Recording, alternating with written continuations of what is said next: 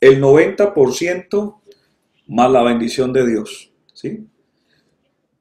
Voy a hacer un pequeño recuento de la conferencia anterior, ya que algunos no estuvieron, entonces quiero conectarlos con la enseñanza. Bueno, hablar de dinero en este tiempo no es fácil porque muchas personas se van a sentir aludidas, porque en medio de la crisis de que está viviendo el mundo, pues algunos se sienten vulnerables al sentir de que se está hablando de un tema que no es pertinente en este tiempo.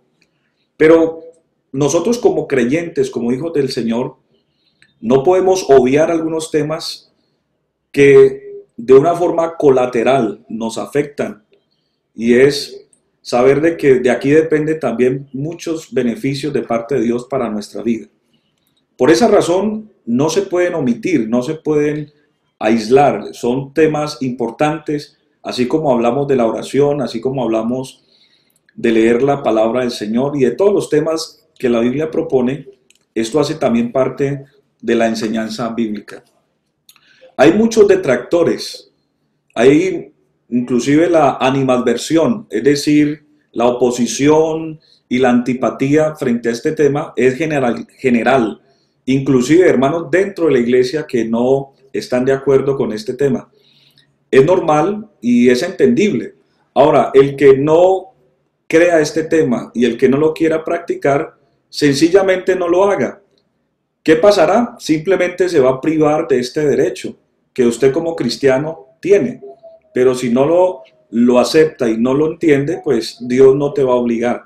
Pero sí te vas a privar de muchas bendiciones de parte de Dios. Quiero hablarles un poquito de la estadística.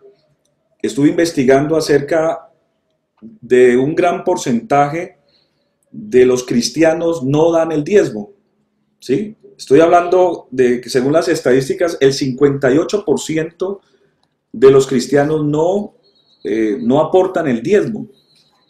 Y las razones más comunes son, número uno, la animadversión, es decir, los comentarios, la oposición, la antipatía, todos los comentarios negativos que surgen frente a este tema. Esa es una de las razones que hace que muchas personas se priven de esta participación. Dos, el desconocimiento de la palabra de Dios. Muchas personas no leen la Biblia, pero sí le ponen más atención a los comentarios negativos y simplemente por desconocer la palabra de Dios no lo hacen. También algunos se privan de este derecho por casos de corrupción, es decir, cuando escuchan malos testimonios de malos manejos económicos, algunos toman esto como una justificación entonces para no aportarlo, ya que si no estuviera escrito en la palabra de Dios uno se sorprendería, pero la Biblia ya menciona anticipadamente que vendrían tiempos donde harían mercadería de la fe y que vendrían falsos maestros, personas que iban a hacer de la fe una mercadería. Eso ya está escrito. De manera que para el creyente que entiende la palabra de Dios no debe de sorprenderlo. También algunos no lo hacen por avaricia, porque su corazón está lleno de avaricia, es decir, no tienen la capacidad de desprendimiento o desprenderse frente a las bendiciones que Dios les da. Les parece mucho dinero tener que sacar un porcentaje para Dios y para su obra. Entonces, la avaricia los traiciona. Otros por falta de fe. Otros dicen, no, yo no creo que Dios me pueda bendecir, o es la única forma en que Dios me puede bendecir. No, yo no creo que Dios condicione mi bendición o condicione el hecho de que Él me quiera dar algo frente a este aporte. No, eso no es así. Entonces la falta de fe, la incredulidad, lleva a muchas personas a no hacerlo. Algunos no lo hacen porque piensan que es un trueque. Dicen, no, eso es un trueque, yo le doy a Dios tanto y Él me da tanto. Entonces yo lo hago de acuerdo al momento. Cuando yo necesite hago un pacto con Dios o un trueque, pero no lo hago constantemente. Solamente cuando quiera tener un trueque con Dios. Y por último, algunos no lo hacen porque dicen, es que es un mensaje de miedo. dicen algunos que si yo no lo doy, Dios me castiga, Dios me condena, entonces yo no lo hago. Entonces por rebeldía también algunos se sienten mal y no lo hacen. Teniendo en cuenta estos comentarios, anexo algo más, ya desde el punto de vista teológico. Algunos no dan el diezmo, no lo aportan, porque piensan que esto fue un tema de la ley, y que como fue un tema de la ley, en el Nuevo Testamento no se habla casi de diezmo, entonces por lo tanto es un tema que ya quedó abrogado. Ahora les voy a explicar la parte de la abrogación de la ley. Y otros dicen que no hay muchos textos en el Nuevo Testamento frente al diezmo, por lo tanto no lo toman como una enseñanza fundamental. Y otros dicen también que el diezmo era un sostenimiento para los levitas, de los cuales hoy en día no hay levitas, sino pastores. Entonces los pastores no tienen derecho a participar de los diezmos. Esas son algunas razones teológicas que algunos argumentan. Pero ¿qué dice la Biblia, estimados hermanos? Vamos a analizar un poquito entonces el origen del diezmo. El primer texto que aparece en la Biblia con respecto a los diezmos lo encontramos en el libro del Génesis, el capítulo 14 y el verso 17. Había una guerra entre varios imperios y varios reyes estaban peleando, y un hombre llamado Abraham, en ese momento él no había tenido esa conversión con Dios, digámoslo, ese acercamiento a Dios, estaba en ese proceso. Y dice que cuando ya este hombre, Abraham, que posteriormente Dios le cambió el nombre como Abraham, él después de llegar de esa batalla, y él fue consciente que Dios fue el que le ayudó, Dios lo fortaleció, le dio el vigor, la fuerza para pelear esa batalla y conquistar. Era una pelea de territorios, al punto que él conquistó, y Dios lo bendijo de tal manera que este hombre era el hombre más rico de ese entonces. Él vivía en Ur de los Caldeos, lo que hoy en día es Irak, el territorio de Irak. Y este hombre estaba tan profundamente agradecido con Dios que el verso 17 dice: cuando volvía de la derrota de Kedorlaomer y de los reyes con que él estaban, salió el rey de Sodoma a recibirlo al valle de Sabe, que es el valle del rey. Entonces Melquisedec, rey de Salem, y sacerdote del Dios Altísimo, sacó pan y vino y le bendijo diciendo: bendito sea Abraham del Dios Altísimo, creador de los cielos y de la tierra, y bendito sea el Dios Altísimo que entregó tus enemigos en tu mano. Y escuchen esto: le dio a Abraham los diezmos de todo. Abraham era el más grande, el más poderoso económicamente. Nadie estaba por encima de él. Y él estaba tan profundamente agradecido con Dios que él no sabía de qué manera agradecerle. Y en esa manifestación, en ese deseo de él querer honrar a Dios, Dios dispuso de una teofanía. Recuerden que teofanía es una manifestación temporal de Dios. Entonces apareció esa representación de Dios en lo que aquí se conoce como Melquisedec, ¿sí? Salió este hombre llamado Melquisedec. Ahora, si usted quiere saber quién era ese Melquisedec, vamos al libro de Hebreos. Ahí aparece la descripción de este Melquisedec, de esa figura que apareció. Este Melquisedec, en el Hebreos capítulo 7 y el verso 1, dice, Hebreos capítulo 7, verso 1, porque este Melquisedec, rey de Salem, sacerdote del Dios Altísimo, que salió a recibir a Abraham, que volvía de la derrota de los reyes, y le bendijo, a quien asimismo dio a Abraham los diezmos de todo, cuyo nombre, escuchen esto, miren las características, cuyo nombre significa primeramente Rey de Justicia, también Rey de Salem, esto es, Rey de Paz. Miren las características de Melquisedec: sin padre, sin madre, sin genealogía, que ni tiene principio de día ni de fin, sino hecho semejante al Hijo de Dios, permanece sacerdote para siempre. Es decir, se refería a Jesucristo. Ese Melquisedec era la manifestación de Jesucristo en una teofanía, y cuando Abraham lo ve, él de ese agradecimiento le entrega los diezmos. Quiero puntualizar de una forma muy enfática, y es que Abraham, dentro de las dispensaciones, cuando hablamos de teología sistemática, es decir, de los periodos o de las administraciones de Dios con el hombre, Abraham estaba en el tiempo, en la dispensación de la promesa. No estaba ni en la ley, no estaba ni en la gracia, estaba en las promesas. Y no había ley. De manera que el diezmo lo practicaban muchas civilizaciones. Estaba investigando yo hace muchos años que el diezmo lo practicaban los de Mesopotamia, los chinos, y muchas civilizaciones practicaban el diezmo. De hecho, José, cuando tuvo el sueño frente a Faraón de la escasez que iba a haber en Egipto, él le propuso precisamente sacar un ahorro como una especie de diezmo. Inclusive no fue el diezmo, sino el 20%, como una forma estratégica frente a la crisis que iba a enfrentar Egipto. De manera que el diezmo en este momento aquí no estaban en la ley, estaba en un periodo de gracia, en un periodo donde Abraham le creyó a Dios, y esa profunda gratitud hizo que él le consagrara los diezmos a Dios, porque él era el más grande en la tierra, pero él dijo, yo necesito a alguien más grande y quiero honrar a ese Dios que me ha dado la victoria. Quiere decir que el principio, escuchen esto, el principio, el origen del diezmo es gratitud o agradecimiento.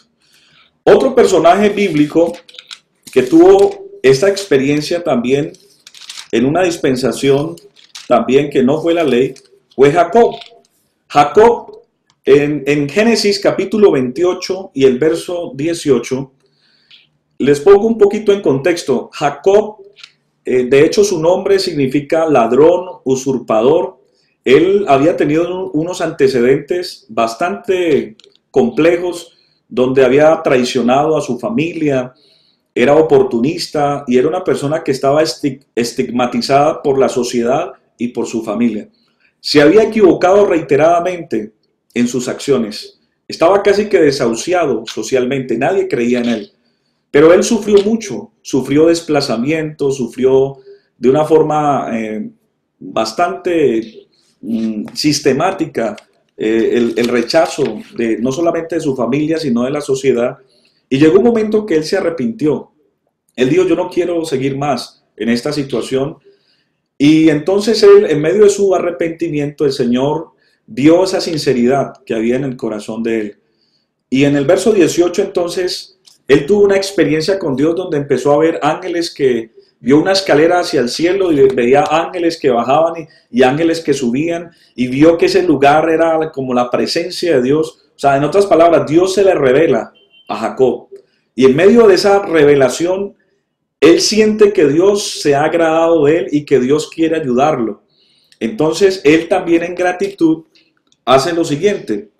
Génesis 28, 18 dice, y se levantó Jacob de mañana y tomó la piedra que había puesto de cabecera y la alzó por señal y derramó aceite encima de ella y llamó el nombre de aquel lugar Betel, aunque Luz era el nombre de la ciudad primero.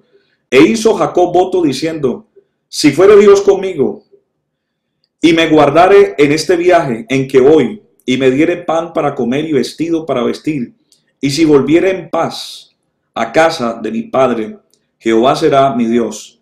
Y esta piedra que he puesto por señal será casa de Dios, y de todo lo que me dieres, el diezmo apartaré para ti. Amén. Alabanzas al Señor.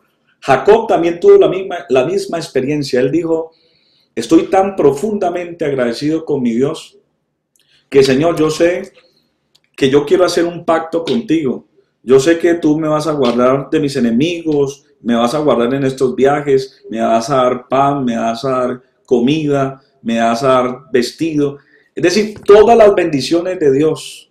Él dijo, yo sé que todo esto tú me lo has dado. Por eso, de todo lo que usted me dé, el diezmo apartaré. Bueno, teniendo en cuenta este primer, digámoslo, desenlace, ya hablamos entonces del origen, ya hablamos entonces de algunas implicaciones que se dieron o qué estaba detrás del diezmo, ya hablamos de la gratificación o la gratitud, ¿sí?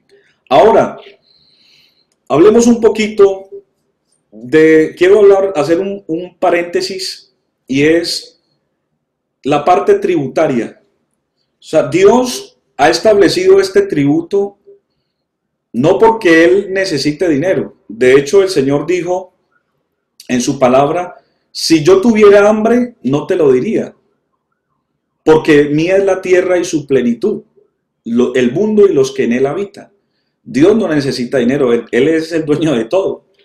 Pero nosotros somos sus mayordomos, sus administradores. Y es una forma de Dios probar al hombre. Es decir, le pone a su cargo una mayordomía y le dice, mira, yo te voy a dar el 90%, pero el 10% apártamelo para mí como un tributo para mi obra. Ahorita lo vamos a analizar un poquito. Dentro de este paréntesis quiero que analicemos que el tributo ha sido fundamental en todas las civilizaciones, en todas las instituciones. Hablemos propiamente de Colombia. Aquí en Colombia se paga el 19% del IVA, del impuesto de la renta, ¿verdad? O del IVA. Entonces, cuando hablamos del IVA, en algunos países es el 30, hasta el 40%. Mis hermanas que viven en Europa, una de ellas que vive en Alemania me dice que en Alemania pasa del 30% el impuesto de lo que las personas tienen que tributar al gobierno. Ahora, ese tributo, ¿qué se hace con ese tributo? Se reinvierte en la educación, en la salud, en la infraestructura de la nación, del país, de todo. Y es la forma en la cual se garantiza entonces la institucionalidad del gobierno y también que la sociedad o la democracia participen de cosas elementales, ¿sí? Como el tener agua, el tener servicios públicos, todo eso. Inclusive hay cosas que se subsidian por causa del tributo. Imagínense ustedes hipotéticamente, en esos días hubo una propuesta del gobierno del día sin IVA, ¿se acuerdan? El día sin IVA. Algunos salieron a comprar el día sin IVA. Imagínense que el gobierno dijera, vamos a dejar 3 años sin IVA. 3 años sin IVA. ¿Qué pasaría con Colombia? 3 años sin IVA. Ahora, usted paga, si hablamos de pagar el impuesto, algunos dicen, yo no pago impuesto, yo soy informal, yo compro en el centro, yo compro en el negocito, yo no pago, es más, yo no tengo ni facturas, dicen algunos. Implícitamente, usted cada cosa que compre en la ferretería, en la tienda y todo, ya está grabado el IVA. De manera que si usted dice, no, yo me resisto al diezmo, yo no pago diezmo, yo no pago impuestos, quiero decirle que se está engañando porque usted naturalmente, implícitamente, usted está pagando un impuesto a la renta, usted está pagando un tributo implícitamente con todo lo que consume y hasta más, quiero decirle. Ahora, ya dijimos que hipotéticamente no es posible, no es viable que un gobierno se sostenga sin los impuestos.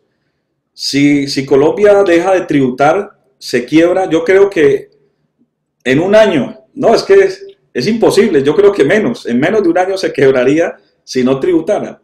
Ahora, Dios estableció un tributo para su pueblo.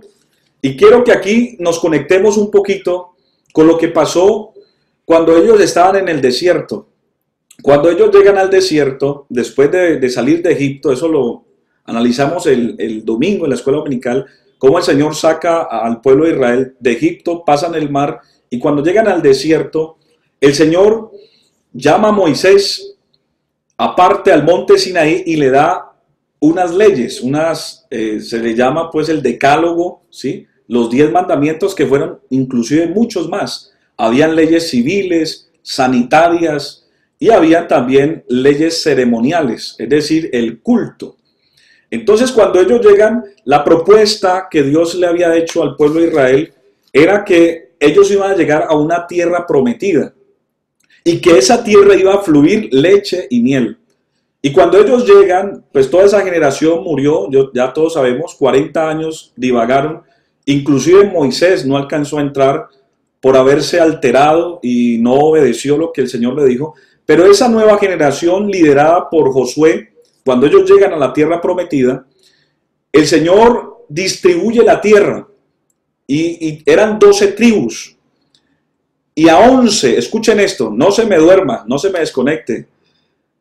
A las 11 tribus les dio territorio, pero a la tribu de Leví, ¿sí? A los levitas, les dijo, a ustedes no les va a corresponder tierra, porque ustedes van a tener otro oficio. Ustedes los levitas son los que van a ministrar en el templo, o sea, ustedes van a tener unas funciones ministeriales. Vamos a leerlo, amén. Vamos a leer el libro, vamos a leer Deuteronomio, Números 18, vamos a leerlo desde allí, Números 18 y el verso 6, Números 18 y el verso 6. Estamos de que el Señor distribuye la tierra, pero entonces a los levitas les dice, no, ustedes van a tener un sostenimiento diferente. Entonces les dice así, Números 18 y el verso 6. Porque he aquí yo he tomado a vuestros hermanos, los levitas, de entre los hijos de Israel, dados a vosotros en don de Jehová, mire, en don de Jehová, para que sirvan en el ministerio del tabernáculo de reunión. Mas tú, tus hijos contigo, guardaréis vuestro sacerdocio en todo lo relacionado con el altar del velo adentro y ministraréis. Yo os he dado en don el servicio de vuestro sacerdocio, y el extraño que se acercare morirá. Es decir, que no podía estar cualquier persona. El verso 8 dice, dijo más Jehová a Aarón, he aquí yo he dado también el cuidado de mis ofrendas. Todas las cosas consagradas de los hijos de Israel te he dado por razón. Escuchen esto, es importantísimo. Te lo he dado por razón de la unción, y a tus hijos por estatuto perpetuo. Esa palabra, la unción y estatuto perpetuo. ¿Qué es la unción? Que esa unción que había sobre los levitas, sobre los que ministraban el templo, era una unción especial. El Espíritu Santo en ese entonces, en el Antiguo Testamento, era exclusivo, era elitista. El Espíritu Santo solamente llegaba sobre los reyes, sobre los sacerdotes y sobre los profetas. En este caso, los sacerdotes, el Espíritu, la unción llegaba sobre ellos, y ellos eran los mediadores, los que podían interceder entre Dios y el pueblo. Y cuando ellos ministraban, ellos entonces todo el tiempo estaban allí, dedicados al ministerio de la palabra y de la unción. Entonces, los otros, el resto de las tribus, pues tenían el privilegio de trabajar la tierra y de usufructuar la tierra, porque tenían pues las bondades de los territorios que ellos habían, el Señor les había dado. Pero los levitas, les digo, ustedes, la porción de ustedes está en el cielo. La porción de ustedes no está aquí en la tierra, sino en el cielo. Y de todo el territorio y de todos los hijos de todas las tribus, ellos van a dar el 10% para que ustedes se puedan sostener. Ese fue uno de los principios dentro del sacerdocio levítico. Ahora, ya hablamos de la unción. Ahora dice, será estatuto perpetuo. Ahí mismo, donde dice Números 18:8, dice que será estatuto perpetuo. ¿Qué es estatuto perpetuo? Que es algo que va a ir de generación en generación en generación. Y quiero abrir paréntesis aquí. Hay muchas personas inclusive hermanos creyentes que llevan años en el Evangelio y no han podido entender este tema y dicen, mucho cuidado con lo que les voy a decir, dicen que hoy en día los pastores no venimos de esa línea sacerdotal y que no, por lo tanto, no podemos participar de los diezmos. Y no solamente eso, dicen de que en el Nuevo Testamento los pastores no pueden participar de eso. Bueno, aquí el texto dice que sería un estatuto perpetuo, es decir, de generación en generación. Ahora, algunos dicen que la ley fue abrogada. ¿Qué es abrogar? Abrogar significa un vencimiento de una ley. Pero aquí es importante aclarar que Jesucristo, Él no vino, escuchen esto, Él no vino a cambiar la ley, ni a abrogarla, sino Él vino fue a cumplir la ley. ¿Sí? Romanos 10:4 lo dice, que Él vino a cumplir la ley. Cristo cumplió toda justicia, toda ley. De hecho, los 10 mandamientos siguen. Simplemente Él los ratificó en 2. Todos esos, inclusive los 10 mandamientos eran más de 300 mandamientos, quedaron en 10. Y Jesús los resume en 2. Amarás a tu prójimo, amarás al Señor tu Dios con toda tu mente, con toda tu fuerza, con todo tu corazón, y al prójimo como a ti mismo. Cuando una persona cumple estos 2 mandamientos, cumple toda la ley. De manera que lo que se abroga, escuchen esto, lo que se abrogó fue lo que Cristo hizo en la cruz. Es decir, ya los sacrificios de matar corderos, de los sacrificios del templo, de sacrificar los corderos de acuerdo a la expiación por los pecados, eso quedó vencido, porque Cristo, Él se manifestó como el Cordero de Dios que quita el pecado del mundo. Por eso dice la Biblia que Él entonces, dice la palabra del Señor en Colosenses, que Él exhibió públicamente a los principados, a las potestades, y las exhibió públicamente triunfando sobre ellas en la cruz. Y Él, cuando el Señor vence en la cruz, vence el pecado, vence el sepulcro, vence a Satanás, y Él es el Cordero de Dios que quita el pecado del mundo, entonces queda abrogada la ley. ¿Qué es abrogar? Que ya no hay que sacrificar un cordero o un palomo de acuerdo a la capacidad económica, sino que Cristo cumplió ese propósito, amén, donde Él derramó su sangre por nosotros.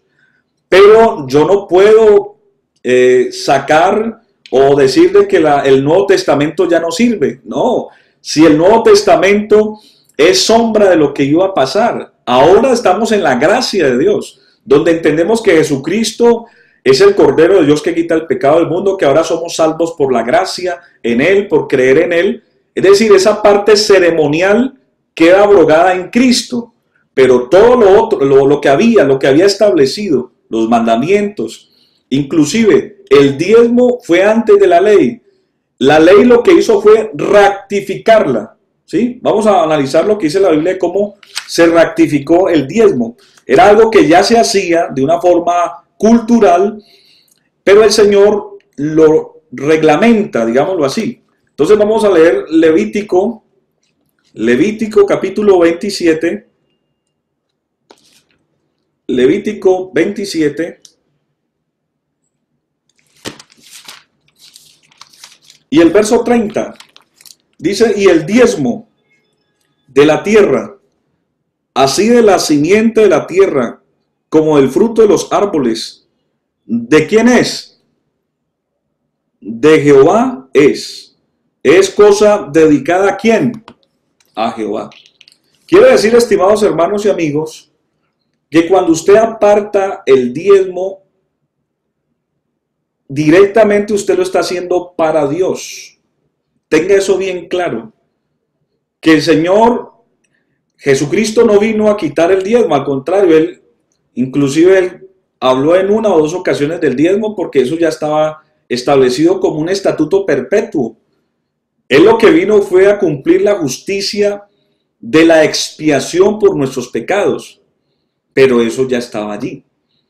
Ahora, el Nuevo Testamento habla 9 veces del diezmo. Si usted quiere anotar las citas, Mateo 23:23, Lucas 11:42. Ahora al final de pronto le escribo para que usted copie. Lucas 18:18, Hebreos 7:2, Hebreos 7:4, Hebreos 7:5, Hebreos 7:6, Hebreos 7:8 y Hebreos 7:9. 9 veces se habla la palabra diezmo. Ahora, entendiendo que el diezmo fue algo que se dedicó a Dios, que fue antes de la ley, en la ley se ratifica o se legaliza y queda como un estatuto perpetuo. Ahora quiero que analicemos lo siguiente. En el Nuevo Testamento, antes del Nuevo Testamento quiero hablarles un poquito de la distribución del diezmo, ¿sí? Porque eso es importante que lo sepamos. La distribución del diezmo. Resulta que la distribución del diezmo en el Antiguo Testamento tenía varios propósitos. Había un diezmo que era anual, es decir, que a ese diezmo se le llamaba el diezmo religioso cultural. Este diezmo lo encontramos en Deuteronomio 14:22 al 27. Vamos a ver si lo podemos leer rápido. Deuteronomio 14:22. Dice así: indefectiblemente. O sea, ¿qué es indefectiblemente? O sea, es algo que sí o sí, ¿sí? Indefectiblemente diezmarás todo el producto del grano que rindiere tu campo cada año.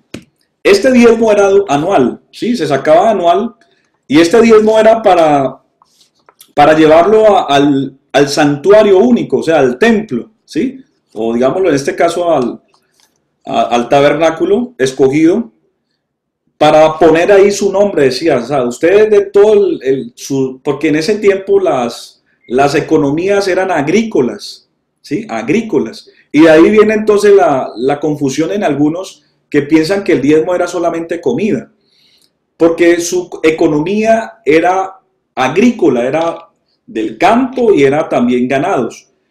Entonces, este diezmo anual se sacaba, era como una forma de tener lo que hoy nosotros, y ahorita lo voy a contextualizar con lo que nosotros estamos viviendo, porque es importante conectar lo que está aquí en la Biblia y en el pasado con lo que hacemos ahora. Este diezmo era como decir hoy en día lo que queda en el fondo local para ayudar a los necesitados. Pero en este caso ellos lo hacían anual, de todo recogían y lo sacaban aparte. Entonces, Deuteronomio 14, y sigamos leyendo. Miren lo que dice. El verso 23.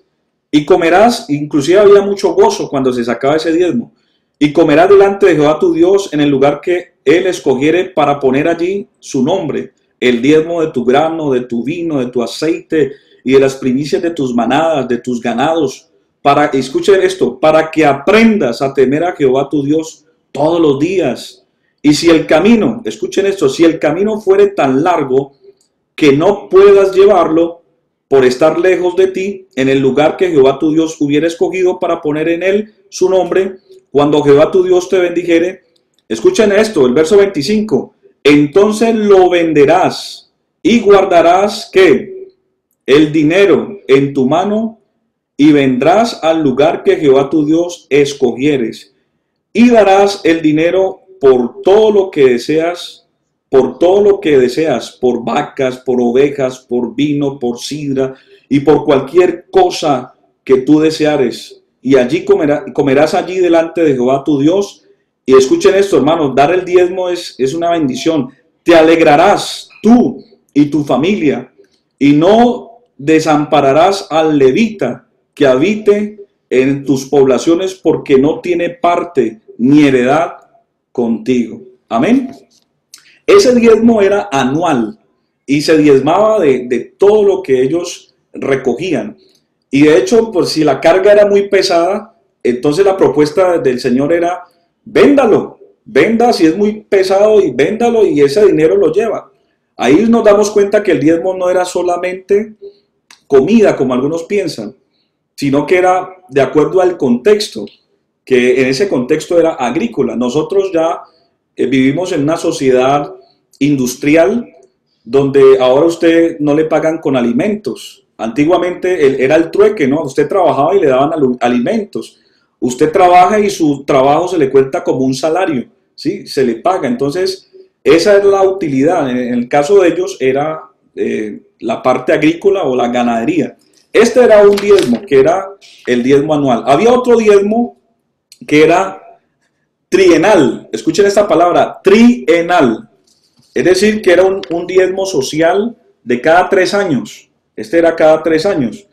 Este lo vemos aquí en el 28. Ahí mismo donde estamos leyendo Deuteronomio 14, 28. Dice, al fin de cada 3 años sacarás todo el diezmo de tus productos de aquel año y lo guardarás en tus ciudades. Y vendrá el levita que no tiene parte ni heredad contigo. Escuchen esto, mire lo que pasaba aquí. Esto era como también una especie de abastecimiento para ayudar a quienes, a los extranjeros, al huérfano, a la viuda, que habitar en tus poblaciones y comerán y serán saciados, para que Jehová tu Dios te bendiga en toda obra de tus manos que hicieren. Es decir, que ese diezmo era una forma también de abastecimiento para ayudar al extranjero, a la viuda, al huérfano, al necesitado, y se repartía, se ayudaba. Pero entonces también ya estaba el diezmo, que era ya el diezmo propietario, así se llamaba, o el diezmo normal, el que daba normalmente el pueblo, ¿sí? Que ese lo encontramos ahí en Deuteronomio, pues, el versículo 22, 14, 22. Y también lo podemos analizar, este texto, ahora lo leímos, el Levítico 27, 30. Ahora, teniendo en cuenta que el diezmo tenía estas funciones, inclusive no era ni el diezmo, si usted hace la cuenta del diezmo anual, del diezmo trienal, o sea, cada 3 años, y del diezmo por utilidad de todo lo que ellos recibían como ganancia, el promedio era superior, era más. Sin embargo, el Señor estableció el diezmo como una regla o un formato. En el Nuevo Testamento, ¿qué pasa? En el Nuevo Testamento, por ejemplo, el apóstol Pablo, cuando él evangeliza a las iglesias y él empieza a llegar y a establecer iglesias, él, por ejemplo, llegó a la iglesia de Corinto, ¿sí? A la iglesia de Corinto, y lo primero que Pablo les dijo o los exhortó fue a la generosidad, porque estamos en la gracia de Dios y ya el concepto del diezmo estaba claro, pero Pablo va más allá del diezmo. Pablo los exhorta y vamos a leer 2 Corintios 9:5. 2 Corintios 9:5, el apóstol, él les exhorta. ¿Qué es una exhortación? Es como una enseñanza, lo que estamos haciendo ahorita, una enseñanza a que no fueran mezquinos, que fueran generosos, de acuerdo a lo que Dios había hecho con ellos. Eso hablábamos hace 15 días, de que uno realmente este tema lo entiende cuando uno es agradecido de todo lo que Dios ha hecho por nosotros. El Señor nos ha perdonado, nos ha liberado, somos libres del pecado, somos libres de tantas cosas. Antes le dábamos al diablo más del 100% en el trago, en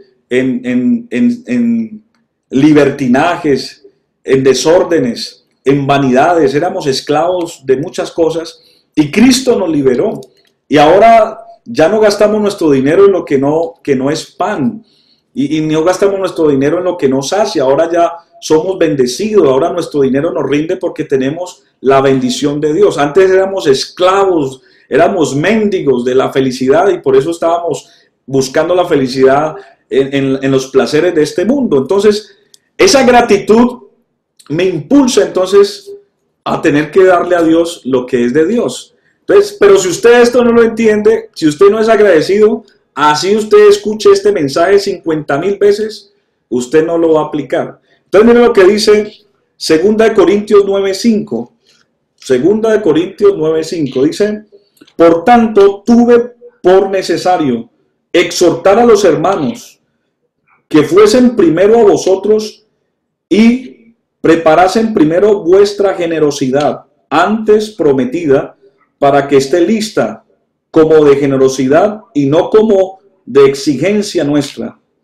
Pero esto digo, el que siembra escasamente, también segará escasamente, y el que siembra generosamente, generosamente también segará. Cada uno ve como propuso en su corazón, no con tristeza ni por necesidad, porque Dios ama al dador alegre. Y poderoso es Dios para hacer abundar, que abunde en vosotros toda gracia, a fin de que teniendo siempre todas las cosas, todo lo suficiente, abundéis para toda buena obra. Como está escrito, repartió, dio a los pobres, y su justicia permanece para siempre.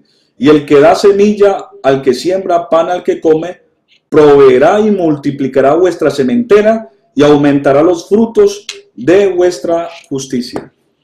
Esta exhortación Pablo se la da a los hermanos. En otras palabras les dice: mire, hermanos, ustedes no se olviden de la generosidad.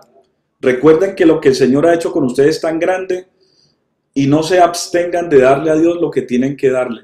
No dé con tristeza ni por necesidad, porque Dios ama al dador alegre. Entréguele al Señor lo que es de Él. Ahora, hay un vacío que es posible que alguien esté pensando. Y diga entonces, si entonces el diezmo era para los levitas y había otro diezmo que se repartía para los necesitados, para obra social, hoy en día, ¿por qué los pastores participan del diezmo? Entonces voy a explicarles un poquito de cómo se distribuye el diezmo. Antiguamente en la Biblia ya lo analizamos. Ahora, en la iglesia local, el diezmo se lleva a un alfolí. El alfolí es una especie de cajón, en algunos es una caja fuerte, ¿sí? Es un alfolí. Alfolí significa granero, ¿sí? Es una palabra típica del campo. Y en el alfolí, entonces, de acuerdo a la bendición, a lo que Dios te haya dado, como Dios te haya bendecido. ¿De qué se diezma?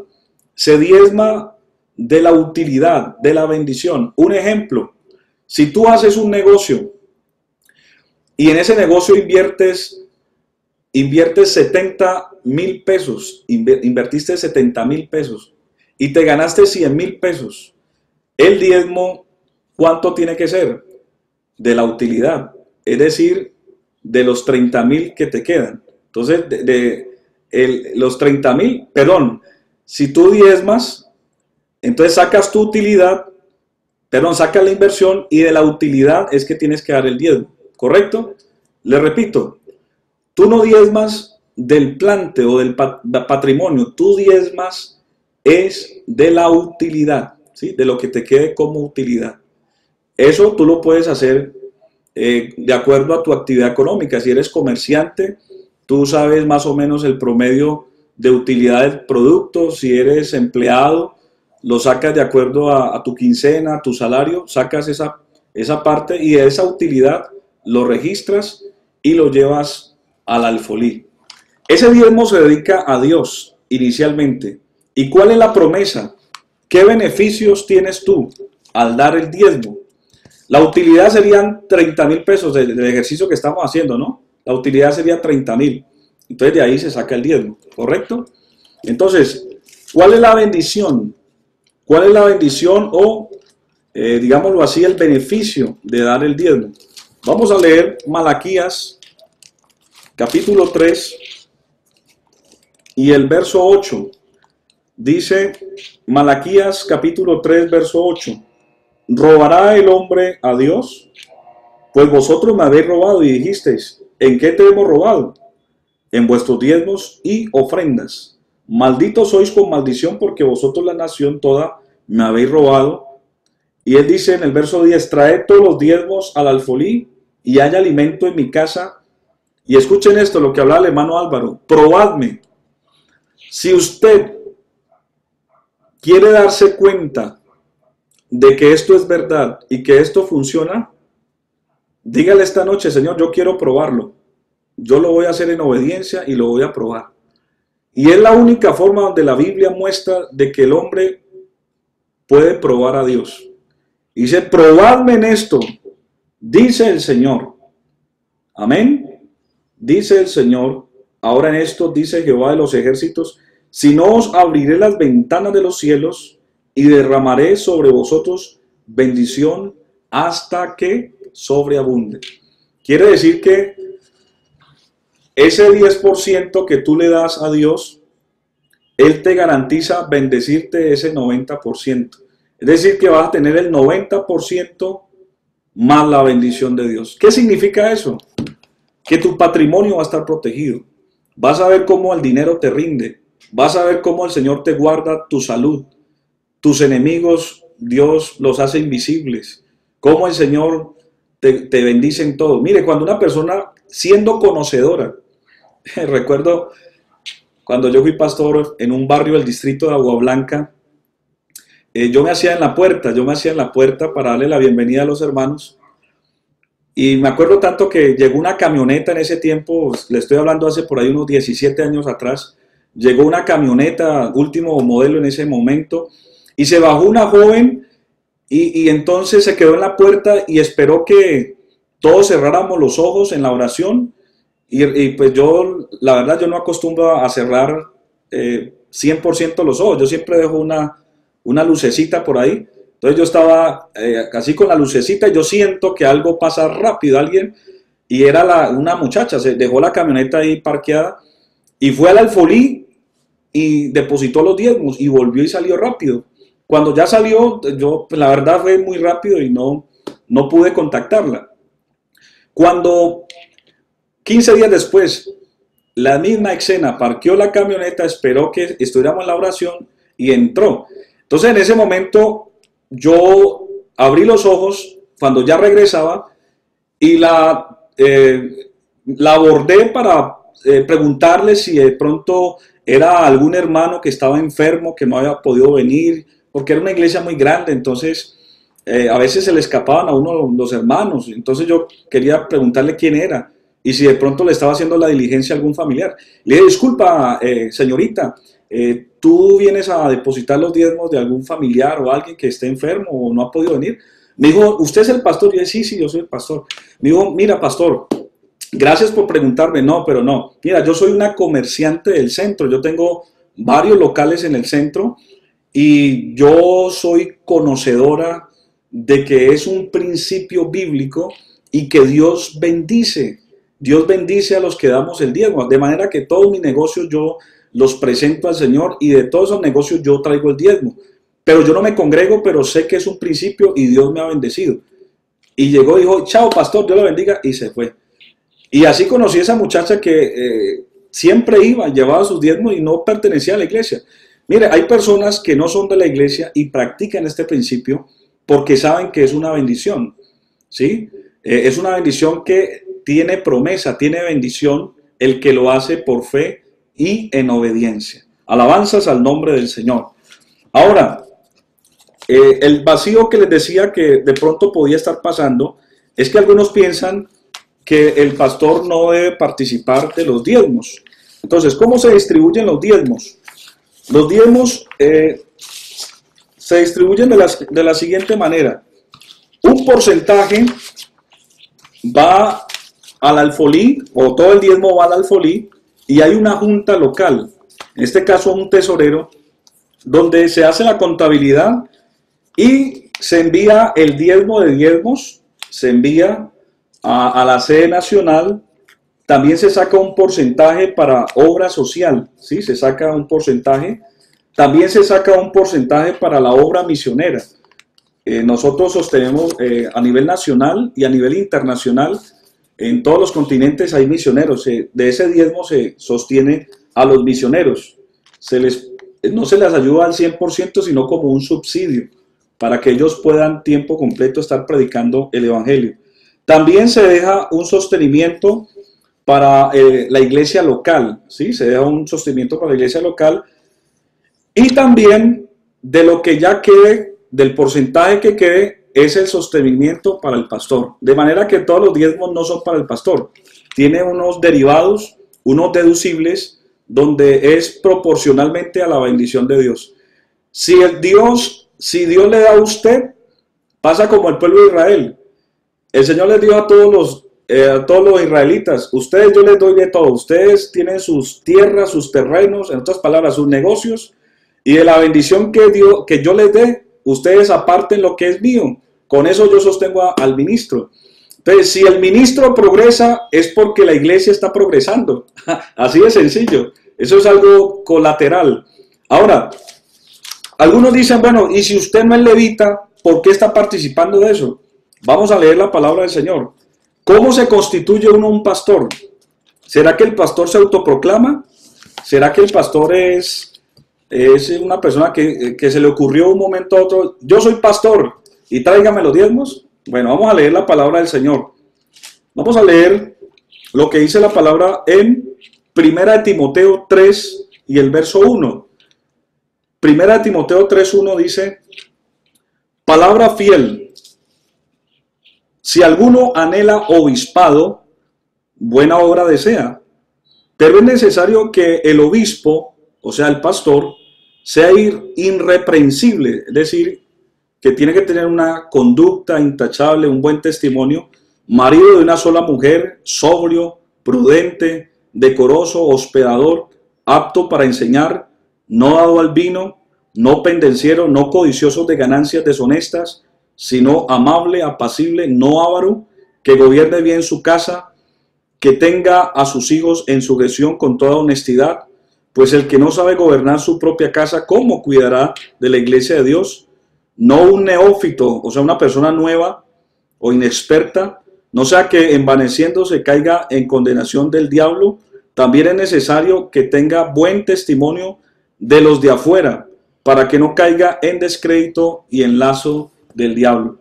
Quiere decir que ser pastor es un don, es un llamado que Dios le hace a alguien dentro del pueblo. En este caso, yo nunca quise ser pastor, ni lo anhelé. Simplemente tuve un llamado por el Señor, y eso es lo que dice la palabra en Efesios capítulo 4, verso 11, que Él mismo constituyó a unos apóstoles, a otros profetas, pastores, evangelistas, a fin de perfeccionar la obra de los santos. Es decir, que el ministerio pastoral es un ministerio que Dios dejó a los hombres, ¿sí? Que Dios dejó a la iglesia, perdón, para formarla, ¿sí? Ahora, ¿por qué nosotros participamos del diezmo? Pues aquí lo dice, se lo voy a mostrar en el Nuevo Testamento. Vamos a leer 1 Corintios, a ver, vamos a ver si me acuerdo de ese texto, se me vino ahorita a la mente. A ver, permítame, yo lo busco.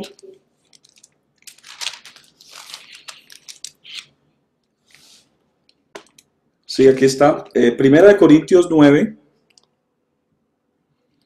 Hablando Pablo de los derechos de él como apóstol, dice 1 Corintios 9:1: no soy apóstol, no soy libre, no he visto a Jesús el Señor nuestro, no sois vosotros mi obra en el Señor. Si para otros no soy apóstol, para vosotros ciertamente lo soy, porque el sello de mi apostolado sois vosotros en el Señor. Contra los que me acusan, esta es mi defensa. ¿Acaso no tenemos derecho de comer y de beber? ¿No tenemos derecho de traer con nosotros una hermana por mujer, como también los otros apóstoles y los hermanos del Señor y Cefas? ¿O solo yo y Bernabé no tenemos derecho de no trabajar? ¿Quién fue jamás soldado a sus propias expensas? ¿Quién planta una viña y no come de su fruto? ¿O quién apacienta el rebaño y no toma leche del rebaño? Digo esto solo como hombre. ¿No dice también la ley? Porque en la ley de Moisés está escrito: no pondrás bozal al buey que trilla. ¿Tiene Dios cuidado de los bueyes? ¿O lo dice enteramente por nosotros? pues por nosotros se escribió, porque con esperanza debe arar el que ara, y el que trilla con esperanza de recibir del fruto. Si nosotros sembramos entre vosotros lo espiritual, es gran cosa si segáremos de vosotros lo material. Ojo con esto, escuche esta palabra, verso 12. Si otros participan de este derecho sobre vosotros, hablando de que usted paga los impuestos, usted paga otras cosas, usted gasta, invierte en otras cosas, ¿cuánto más nosotros? Pero no hemos usado este derecho, sino que lo soportamos todo, por no poner ningún obstáculo al evangelio de Cristo. ¿No sabéis que los que trabajan en las cosas sagradas comen del templo y que los que sirven del altar participan? Así también ordenó el Señor a los que anuncian el evangelio, que vivan del evangelio. ¿Qué tal yo? Algunos dicen, pastor, ¿y usted por qué no trabaja? Pues este es mi trabajo. ¿Sí? Y algunos dicen, el pastor no trabaja.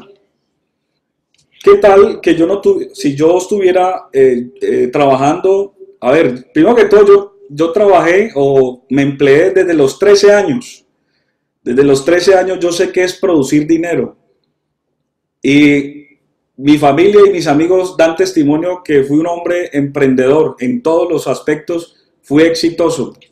Pero esto yo lo hago por vocación, lo hago por un llamamiento que Dios me hizo. Yo no lo hago por dinero. Y Dios me llama a su servicio y lo que hago yo es servirle tiempo completo. Yo, ¿cómo trabajo? Pues tengo que orar, tengo que estudiar la palabra de Dios, tengo que atender a las personas, tengo que interceder. Todas las funciones ministeriales de tiempo completo.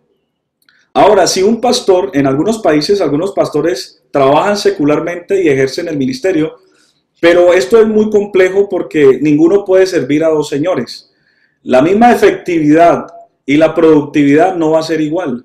Donde yo esté en todo momento ocupado en negocios, en cifras, en negocios, estresado, ¿qué tiempo tengo para orar? ¿Qué tiempo voy a tener para estudiar? ¿Qué tiempo?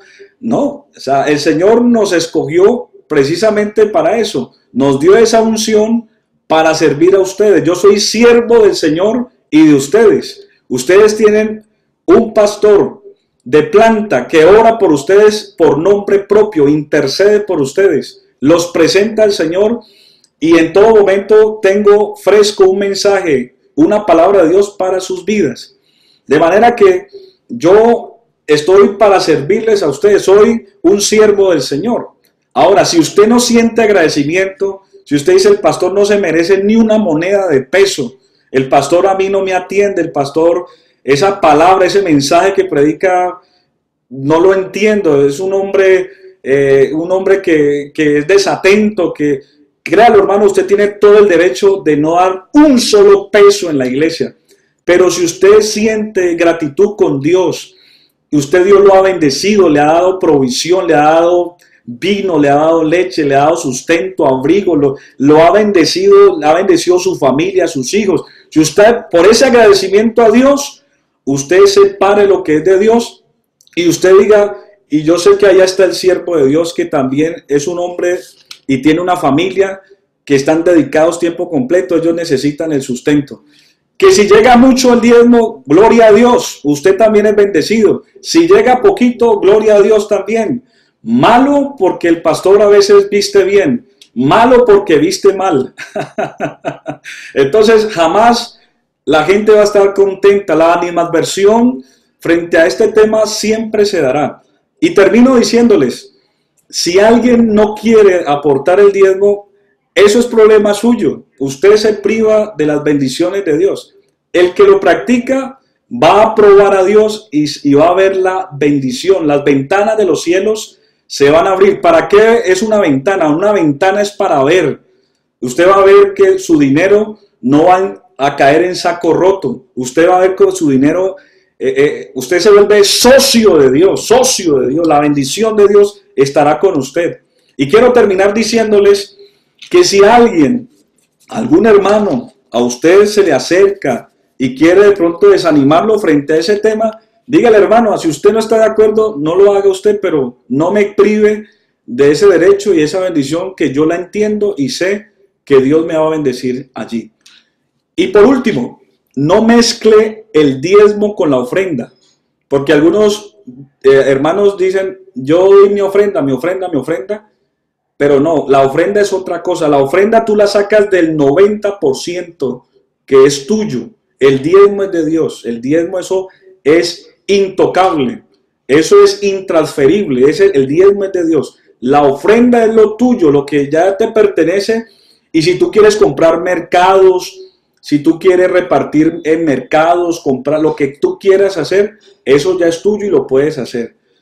Mire, las personas que más cuestionan el diezmo y se resisten frente a este tema de los diezmos, son personas que puede ser que económicamente no sufran, puede ser que les vaya bien, pero siempre van a tener allí un estigma y van a tener en el corazón, si no es avaricia, si no es un resentimiento o algún sentimiento que los está privando de no serle fiel a Dios frente a este tema. Hay personas que son enemigas. Usted se va a encontrar creyentes de tiempos, de años, que no entienden este tema y les molesta que hablen de diezmos. A mí personalmente, ustedes jamás me verán hablando cada mes o cada 2 meses de los diezmos, no. Ustedes ya me conocen. Es primera vez en 3 años y medio que hablo de este tema. Y lo hablo porque me invitaron y como pastor es mi derecho, mi deber enseñarles a ustedes la bendición. Que usted no se prive de la bendición. Que la bendición de Dios esté con usted. Algunos dicen, no, es que el diezmo no hace parte de una doctrina fundamental. Hombre, las doctrinas fundamentales las sabemos. Sabemos de que la salvación es por fe en Jesucristo. Sabemos de que somos salvos por su gracia, que somos bautizados en el nombre de Jesús para perdón de pecados, todo eso. Pero también dentro de la enseñanza es saber de que lo que le damos a Dios se retribuye en nosotros en bendición. Y el diezmo hace parte también de una doctrina, de una enseñanza bíblica para tener siempre los beneficios y la bendición de Dios. El Señor dice que cuando nosotros damos el diezmo, Él dice que Él reprenderá, escuchen esto, reprenderá al devorador por nosotros. ¿Qué es el devorador? Todas las maldiciones, todas aquellas cosas que a veces son ajenas a nuestra conciencia, a veces no somos, hay cosas, amenazas que nosotros no sabemos, hay cosas que nos quieren hacer daño, pero cuando usted tiene la bendición de Dios y su patrimonio está en las manos de Dios, nadie lo tocará, nadie lo tocará. Caerán 1000 y 10.000 a tu diestra, mas a ti no llegarán. La bendición de Dios siempre estará contigo en tu casa, en tu negocio, en todo lo que tú hagas. Todas esas bendiciones vendrán sobre ti y te alcanzarán, dice la palabra del Señor. Así que, hermanos, espero que esto haya sido claro. No se deje tentar del enemigo. Si le llega un diezmo bueno y abundante, separe lo que es de Dios y no le meta avaricia a eso. Y pruebe al Señor. Yo los invito, así como testifica el hermano Álvaro. Yo jamás le dije al hermano Álvaro, Dios lo convenció y lo convenció para testificarles a ustedes de que él ha probado a Dios estos 20 días y el Señor no le ha fallado. ¿Por qué tiene la llave cerrada? Puede ser que no sea lo económico, puede ser emocionalmente, mantienes enfermo. Lo que no le das a Dios, te roban. Lo que no le das a Dios, el enemigo te lo saca por otro lado. Lo que tú no le das a Dios, se te va por otro lado. Malos negocios, todo se pierde, no te pagan. Y hermano, y eso es tan terrible que a veces tú te das cuenta de eso y te resistes. Entonces, qué bueno que si usted en este momento quiere darle gracias a Dios por esta palabra y también hacer un pacto con Dios y decirle, Señor, yo a partir de hoy lo voy a probar, yo voy a dar a Dios lo que es de Dios y lo voy a hacer con fe, lo voy a hacer con gratitud, no lo voy a hacer como un trueque, sino que lo voy a hacer porque Él ha sido bueno, porque Él nos ha ayudado y ha sido fiel con nosotros. Vamos a orar, dándole gracias al Señor. Voy a invitar al hermano Carlos Cifuentes que él nos regale una palabra y también termine esta reunión en oración, perdón.